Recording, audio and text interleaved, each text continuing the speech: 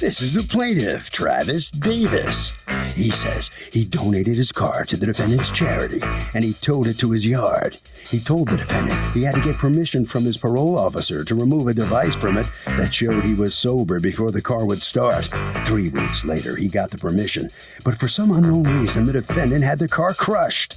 Now he owes the Intoxilock company $3,200 for the device. And he's suing the defendant for it because it's his fault it was destroyed.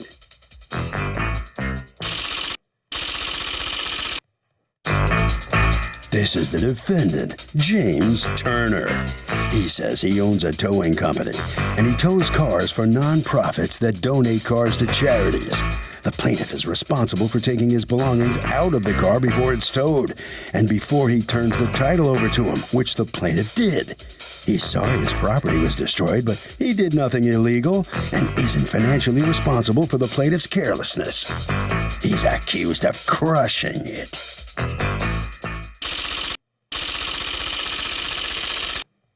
All parties, please raise your right hand. Welcome back to the People's Court. Next case in the docket. The plaintiff donated his car to the defendant's charity. Turns out the guy just got out of jail, had an Intoxilock device installed, and the defendant smashed the car up before he could get it out. The defendant says it's the plaintiff's own fault. It's the case of, I got a crush on you. Thank you, Douglas. Travis Davis, you are suing James Turner doing business as Donation Vehicle Program for $3,200, a price that you say it will cost to replace a breathalyzer that was destroyed along with your donated car. Yes, what Your Honor. happened? Why are you getting rid of the car to begin with? Because it broke down. Okay, what year car was this? A 1995. 95 what? Toyota Tercel. Okay. And so you were getting rid of it because it was broken down. Yes. All right, but in the Toyota Tercel, there was a breathalyzer. Yes. Why? Because back in June is whenever I got DWI. Okay, was that your first DWI? Yes. All right, and as a result of your first DWI, they made you install a breathalyzer in your car. Yes, because I crashed. Did you crash into somebody else? Yes. Did you hurt somebody else? No, it was back of a tractor trailer. Still, is there a human inside?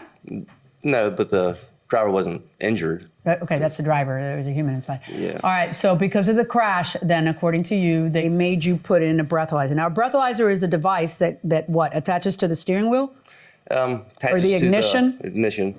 And you have to blow into it, and if your alcohol is above a certain level, the car will not start. If you have any alcohol at all, it will not Any start. alcohol at all? Yes, Your Honor. Okay. Now, you can actually get this on the market for a lot cheaper than $3,200, but this particular one is tied into your probation officer. Yes. Okay, so this is the Mac Daddy one. So what happened? Why did you donate the car in such a hurry before you had removed the breathalyzer? Well, it took me for a while to try to get this device taken out. How do you get the device taken out? I had to first get authorization from my probation officer. And then once she gets the okay, she'll send the email to the company so they can give out a deinstall notice. What company? The Intoxilock company. Okay. And you can't put in for it until it's out of your name? Yes. I have emails from This is wild. Who's the person who picked up the car? It's not you, right? Him personally. It's not me, no. Okay, you're in charge? Yes. All right. The person who picked up the car is not here. No. All right. Did you ever talk to the person who picked up the car to find out if you say that you told that person, don't destroy the car yet, I got to get something out of it? Well, I called first, and I called in. What do you mean you called first? Before I even gave him anything with car title or anything, I called him, explained to him. Called who? Pretty sure it was him on the phone. Who answers the phone there? I do most of the time. All right. So he says he spoke to somebody beforehand and said, can we do it this way? If that conversation occurred, we would have told him he has to take it out before we pick up the car, because once we pick up the car. All right. So then, according to you, you told the tow driver the same thing, or no? The tow driver just came and towed? I told him too. I confirmed him. Okay. What does your business make out of this? We are a for-profit company that works exclusively for nonprofits. Right. The reality of the situation is Do they pay you per car? The money from the sale goes to the nonprofit. They pay us for towing them and for selling them. How much do they pay you for selling them?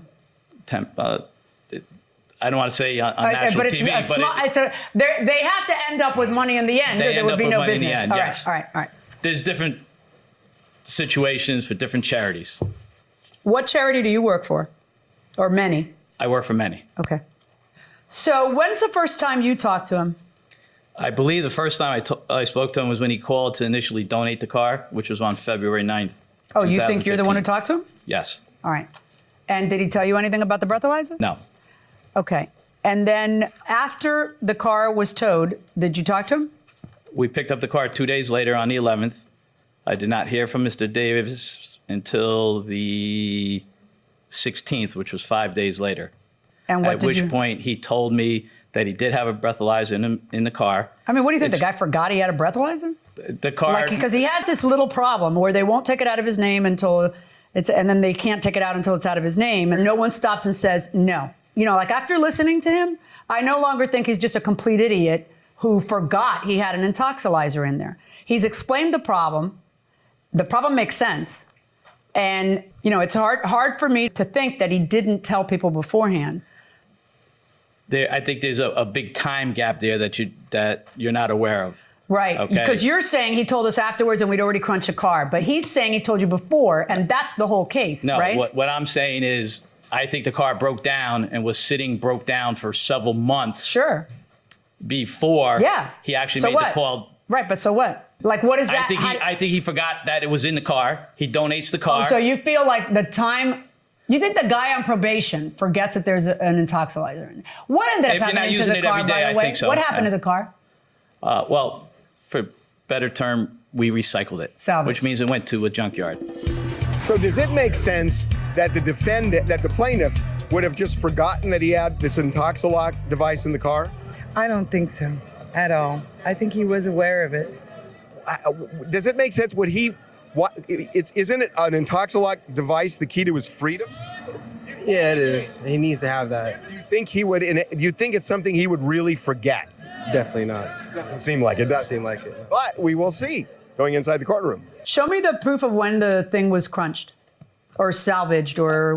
I don't have proof of that. Wouldn't that be something you'd bring?